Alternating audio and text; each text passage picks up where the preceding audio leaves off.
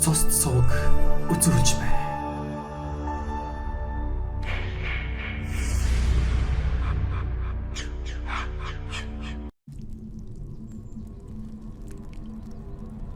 Их гэрийн хойморт ханхайн сууж өөр ач нартай өнөц сургаалаа хайрлаж байх учиртай өвгөд минь хонь алж байгаа юм шиг л бусдын юм насыг хэнэгч үгүй хөнөөдөг явдал мерсээр гарах болсон харамсалтай. Одоогоос 10 жилийн өмнө Чингэлээ дүүрэгт оршин суух 60 гаруй насны хоёр өвгөн арх ууж суугаад хоорондоо маргалцсны улмаас нэг нь нөгөөгөө хутгалж амь насыг нь бүрлгэж байсан удаатай. Ер нь хөгшин хоньны насгүй болсон хэрнээ согтуу залуусын өөдөөс ач тач тэрсэлдээд зодууж нүдүүлдэг хитэр өвгчүүл өнөө цагт олшрох төлөвтэй байна. Гэхдээ тэд согтуу залуус сургамжийн үг айлдаад зодууж нүдүүлдэг хэрэг огт биш. Харин ч бүр арх үнэрт хүлсэн шүдгүй амаа ангалзуулаад хуцаарай, алан шүү, хядан шүү. Чи намайг зодож яг харагдаач. Бөөс минь аятайхан байгаарай. Чамайг амтан болгоод өгч чадна шүү. Гэх мэтээр орчин үеийн танхай балманд үгийг хайр найргүйч болууддаг болжээ. Гэхдээ лалар амтан бөөс гэх мэтийн эдгээр үгийг 70, 80, 90-ад оны үед шоронгоор шүргээд авсан хөгшчүүл хэрэглэх нь олонтой. Лалар бөөс гэх мэтийн үг хэллэх нь 80-ад оны шоронгийн хэллэг, харин амтан гэдэг нь 90-ад оны шоронгийн хэллэг гэсэн яриач бий.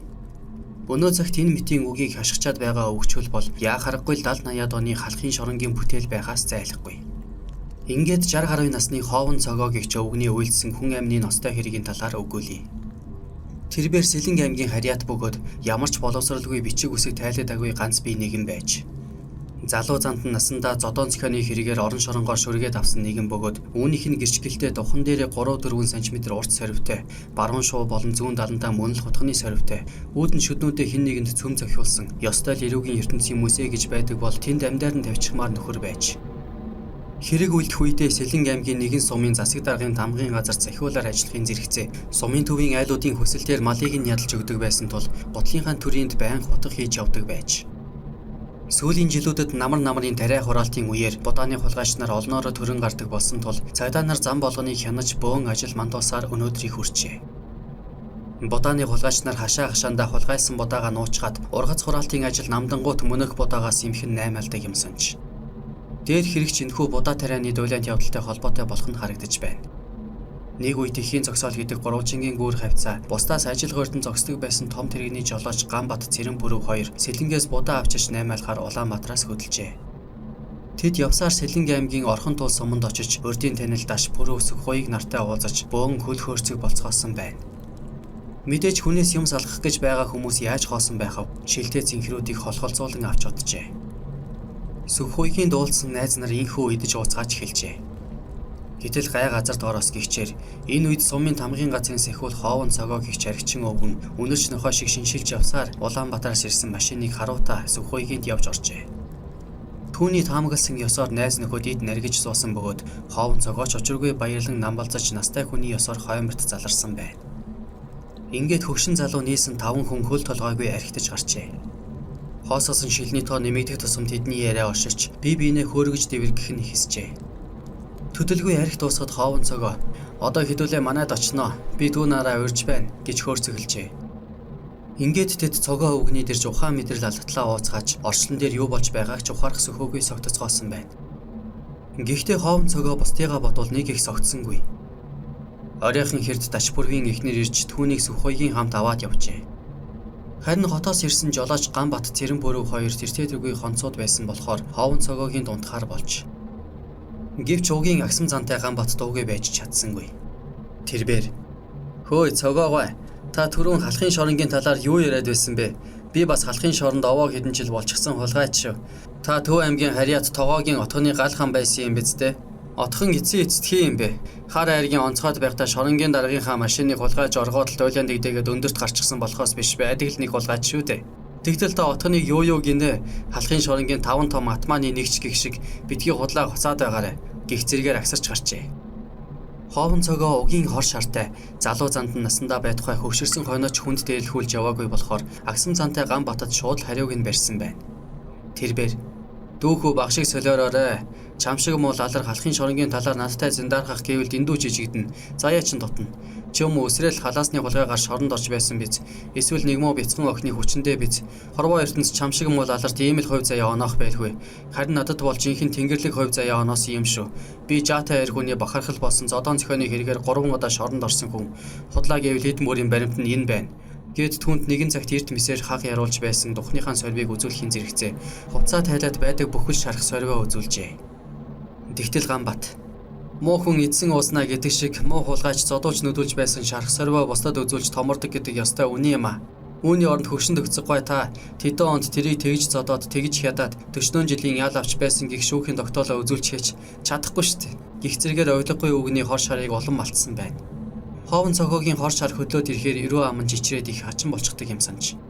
Мань нэр Ирүү амаа хэсэг чичгнүүлж байснаа. Чи юу гинэ?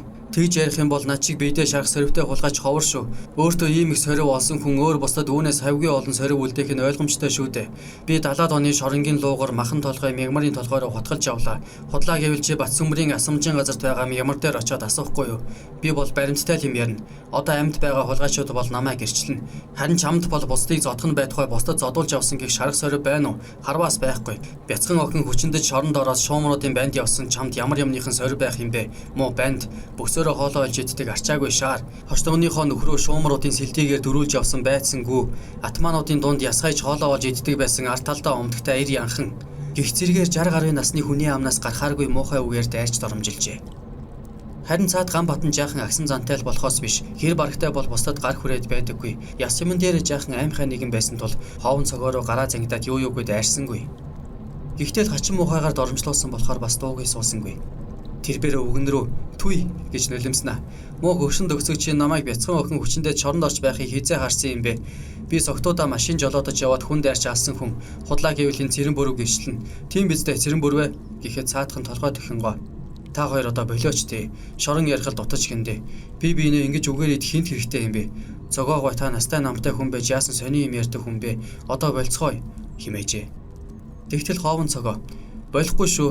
Би хэдийн настай хүнч гэлээ намгүй хулгайч байхгүй юу? Ямар би насаараа элбэг хангалуун сайн сайхан амьдэрсэн урт цагаан сахалтай үлгэрийн өвгөн биш. Насаараа шахам орон шоронгоор явж бусдыг хутгалж бусдад хотголуулж жинхэнэ алгацж явсан хүн байна. Намайг энэ нийгэм эвдээд хайчихсан юм. Би ч өөрөө бас төрөлхийн эвдэрхий хүн.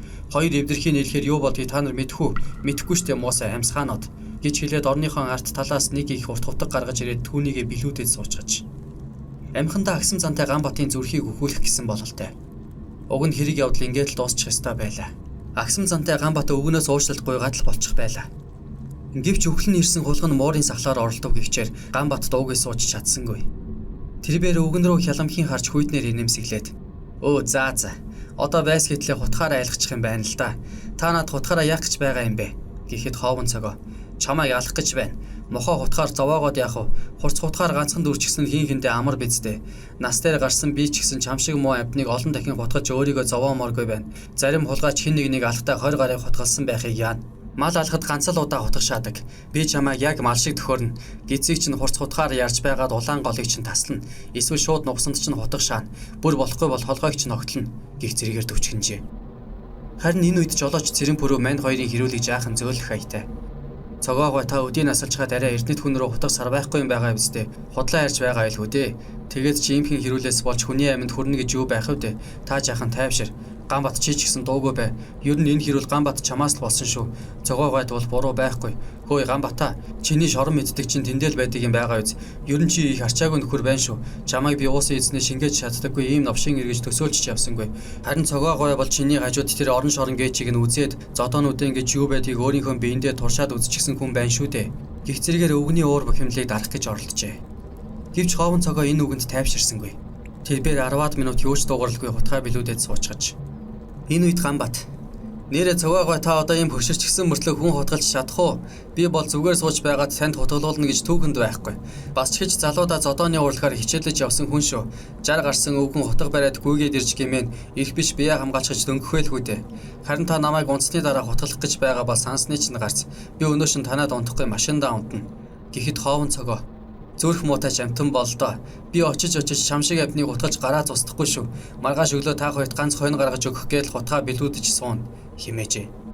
Цэрэн бүрийн сэтгэл сая л амарвуу гэлтэй. "Нэрээ тийм байлгүй дээ. Өдийн насны сайхан өвгөн хотын муу хоноц царайлсан хоёр нөхөрт хойно гаргаж өгөх гэж байхад Ганбат чи олхиогүй юм ярьж хүний дургу хүргэжил байдаг. Чи ч хүн биш болжээ. Муу дээр муухай дээр улцсан гихчээр бас нэг муу агсам зантай. Одоо надад амаа хамихаа дунд" химэн өвгөн цогоод тал засах маягтай хамт яваа нөхрөө арга буюу доош нь хийсэн байна. Гэвч хоовн цогоо тис өөр юм бодож суусан байна. Тэрбээр энэ муу новшийг согтоож унгаад хоолойг нь огтлчихъя гэж сэтгэжээ. Тэгэд Цэрэн Пүрэв Ганбат хоёрт хандаж оройн уусан жаах юм гарчихлаа. Шаардах шинжтэй болоод явчихлаа. Гурвуулаа ганц хоёр шил юм хусчихад унтъя гэд хувцас өмсөд гарч утсан байна. Төдөлгүй хаанаас ч юм бэ 2 шил арх олж ирээд "Мэ энийг годар" гэд Ганбатад өгчээ. Ганбат хоовон цогоод арх аягалах зур. Энэ хөгшин чинь харин овоо цоглог хөгшин байх чинь Цэрэн Пүрэвээ хоёулаа энэ хөгшнөр боодог хийгээд идчихв. Өөрийнхөө хэр хэмжээг мэддэггүй нэг хөгшин төгсөг энд сууж байна. Гэх зэрэгээр дахиад л үг өдөжээ. Хоовон цогоо түүнийг бушуухан унтуулахын түүс болж "Наад архиа хурдан уугаад унтаж үз. Чам зэргийн хүүхэд хөгшин ахта томордоггүй юм шүү. Ах нь шоронд атмаа явсан гэж хэлэхгүй ч атмаануудаас ёр айж явсангүй. Тэдэнтэй ёстой алалцаж явлаа." Гэхэд Ганбат "Өө энийг хараач. Нөгөө л шоронд орж байснараа айлгах гэж байна. Яасан овоо хөгшин бэ? Чи бид хоёрыг арай гэрээсээ хөөж туух юм биш үстэ. Танаа энэ муу навсгар гэрт бид хоёр өөрийнхөө ирэхээр тарвалсан мэдвүү." Гихцээгээр өвгнийг баахан татаж шангаасан байгаа юм. Гэхдээ тэр хоовон цогоог арайч зохиж авч чадсангүй.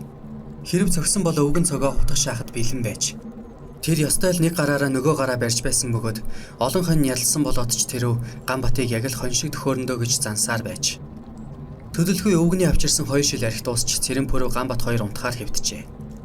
Энэ үед хоовон цогоо бие засгаар гадагш гарахад олон хүүхдээ агсан зантай Ганбат "Хөөй хөгшин төгцөггүй. Та бид хоёрт хүүхэн олж ирэх гэж байгаа юм биш үү?" гэж ирээл тачинд л хөхөрчээ. Гэвч хэдхэн хормын дараа санаанд оромгүй явдал болох нь тэр. Хоовон цогоо жорлонд ороод хүндэрч суухдаа энэ муу хоёр хулгайчийг алжчихсан байхад юу яах вэ? Ялангуяа тэр муу Ганбатыг бол нэг байтугай хоёр алсан ч багтана. Би тэртээ тэргүй насалтгаа насаллаа. Гэвч насандаа доромжлуулж байгаагүйгээ өнөөдөр л үздэг байна шүү. За яах вэ? Миний насны хэмжээч болсон байна. Ганбатын насны хэмжээч бас чинээндээ тулсан бололтой. Өглөн ирсэн хулган моорын сахлаар оролдоно гэдэг л энэ байх та. Яах гэж хүн үтс юм хогчин. Гэх маягийн бодоод гэртээ ортол Цэрэн Пүрэв Ганбат хоёр унтчихсан байж.